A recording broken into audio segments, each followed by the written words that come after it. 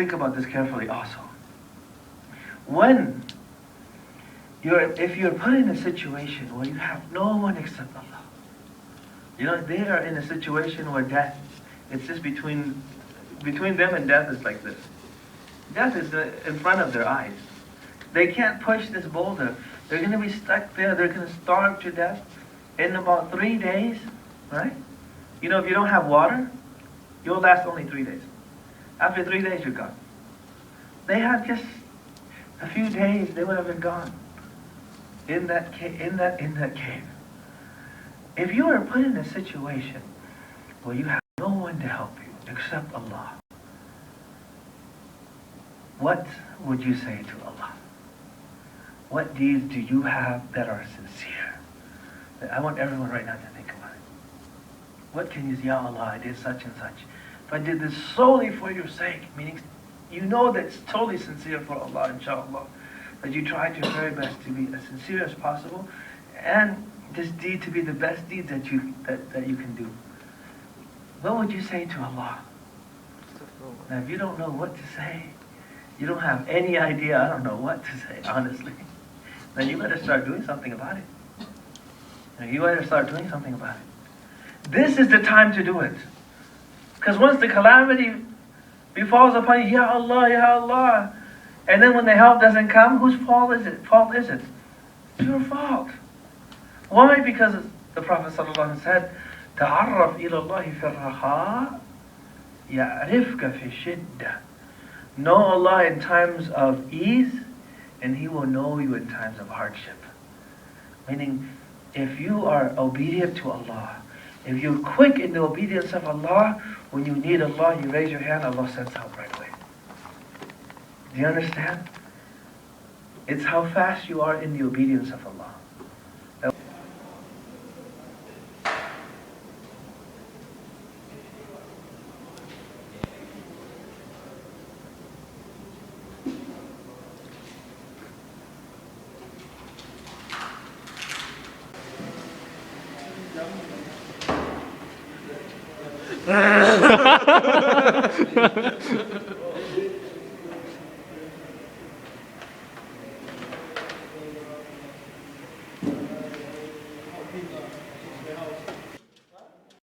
Hey!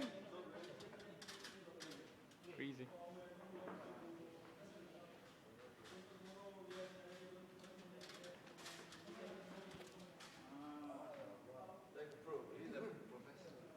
Well, he's a fireman.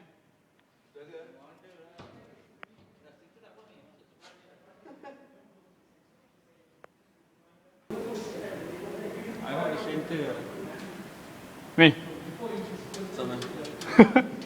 Kamu lah. Tak boleh. Tak boleh ya?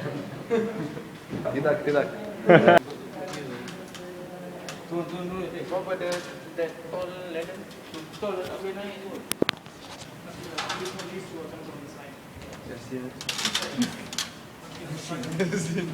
Because as you get higher, you're gonna come closer to the wall. I'm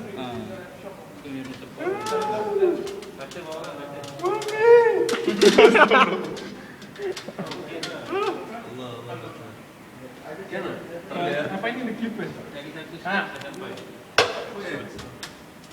Boleh tak? How the ladder feel, okay? No. It feels okay.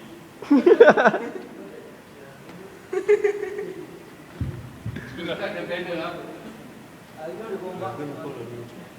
Yes, boss. Then you see the angry boy get very angry. Yeah! Okay, now. Okay. Now this is the hard part. Oh yes. We'll ask them to comment. No lah, can lah. This is mashallah. Better lah. Better just not like it down.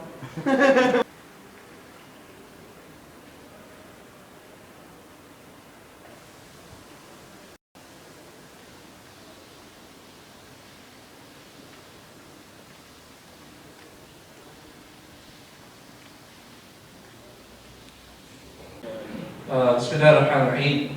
Brothers and sisters, knowledge can come from anywhere, even from shaitan. I know you're all surprised, but yeah, we learned something from shaitan. Haven't we learned something from shaitan? We have. What have we learned? Ayatul Kursi, right? Ayatul Kursi, and you know that because Abu Hurairah was looking after the grains of the Muslims, and this boy, he came and stole. Abu Hurairah caught him.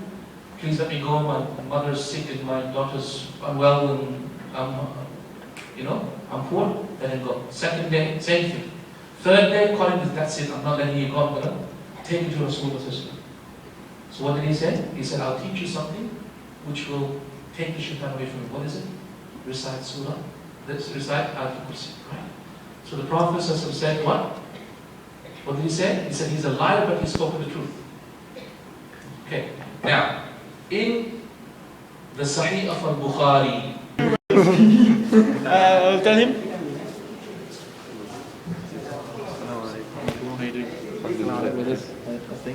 Alhamdulillah. Oh gosh. What's not right? It's in a mess. People, when they start seeking knowledge, they look at the other people. Look, this guy, he doesn't even do this, he doesn't even do that. But you don't know, the other person might be doing other good deeds, other types. Maybe he's giving sadaqah. Allah made it easy for him to give sadaqah. So don't put down this person and that person because this person is less than you in prayers or in sadaqah and so forth. He might be given something else. He might be given something else. And so you have to understand, there are some people, when they seek knowledge, they belittle other people who are doing other things. And they might be doing things that are good. And some people, they belittle others also. This organization and that organization.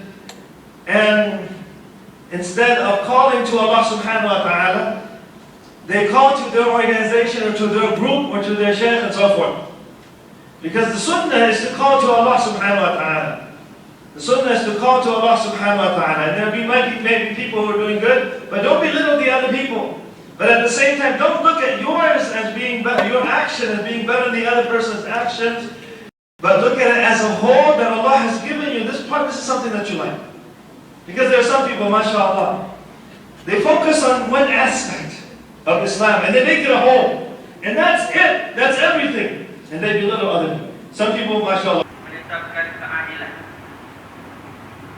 Jadi kalau kita lihat di sini, Islam mempunyai sistem yang tertentu, sistem keadilan ataupun sistem mahkamah. Dan kalau kita lihat zaman Nabi SAW dengan zaman sekarang sangat berbeza. Kerana zaman Nabi SAW kita tidak mempunyai sistem yang teratur, yang mana mempunyai mahkamah.